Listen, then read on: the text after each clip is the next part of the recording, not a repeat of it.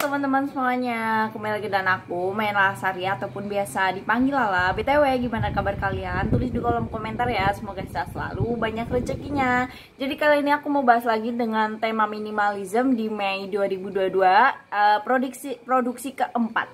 Ya, jadi temanya ataupun judulnya itu hal-hal yang bukan untuk bercanda. Apa aja sih, aku udah rangkum dalam beberapa segmen dalam beberapa poin.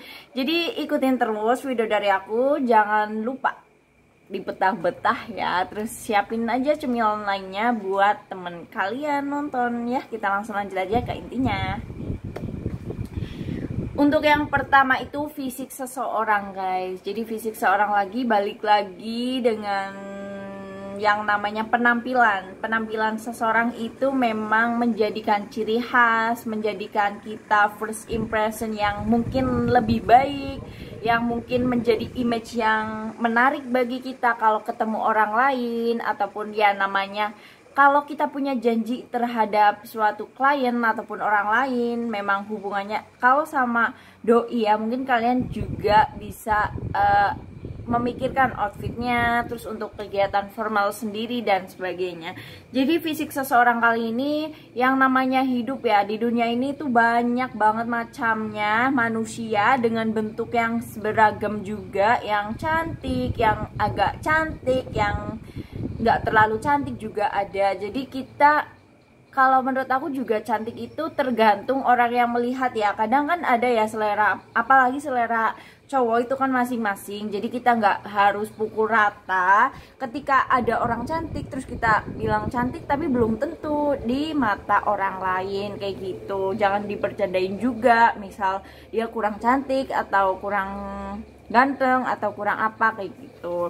Dan untuk yang kedua itu pekerjaan seseorang. Jadi untuk kalian yang mungkin pekerjaannya lebih gede, lebih besar, lebih punya jabatan, lebih punya titel, itu kita nggak boleh ya ngejat ke orang lain. Apalagi kayak aku sendiri, misal aku kerja di PT ya, terus juga banyak temen, banyak lingkungan lain, itu latar belakangnya kan banyak ya. Aku pun merasa aku pun juga nggak jadi orang yang terlalu sempurna ya, nggak ada yang sempurna juga. Terus juga buat apa juga ngurusi orang lain kayak gitu. Terus untuk yang ketiga itu logat seseorang. Nah ini yang aku juga pernah ataupun punya experience. Jadi logat seseorang itu kayak bahasa kan masing-masing ya.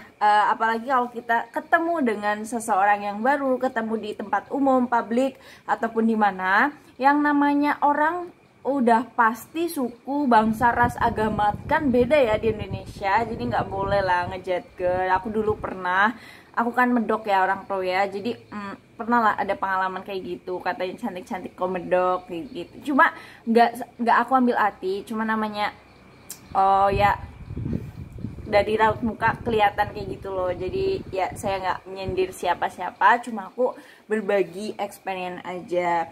Terus untuk yang keempat itu cara berpakaian seseorang. Nah jadi cara berpakaian seseorang ya menurut aku, kalau kita ke misal ya ke sesuatu undangan atau tempat yang mungkin agak privasi, terus kita melihat seseorang memakai baju, mungkin bukan namanya selera orang juga beda-beda outfitnya, terus juga padu-padankan, warna-warnanya juga beda untuk senadanya atau gimana. Jadi kalau aku pun nggak ngejat kecuali ya aku agak apa ya namanya mengkritik cara berpakaian seseorang ataupun kerabat aku aja kayak gitu. Dan untuk yang kelima itu kondisi keuangan seseorang. Jadi keuangan itu sangat inti ya,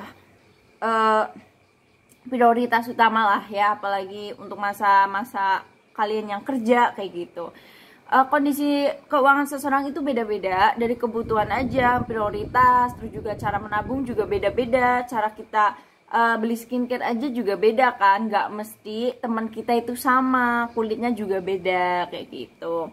Terus juga untuk yang keenam itu yang nggak boleh dibercandain itu penyakit. So sorry banget kalau misal penyakit kok dibercandain. Ini datang dari kisah temen aku, dia itu punya doi dan dia tuh agak sakit-sakitan ya, sakit lambung. Dan itu kan cewek tuh sering ya cerita ke si doinya, berharap doinya itu ya agak ya namanya pasangan ya simpati dan lain sebagainya, tetapi malah dia bilangnya itu menyakitkan hati ya, kayak penyakitan kayak dan lain sebagainya. Aku mendengarkan cerita itu menjadi pelajaran tersendiri bagi aku. Jangan sampai kita salah pilih pasangan, terus juga kita harus memperhatikan orang yang dekat dengan kita, apalagi untuk dijadikan pasangan hidup. Dan untuk yang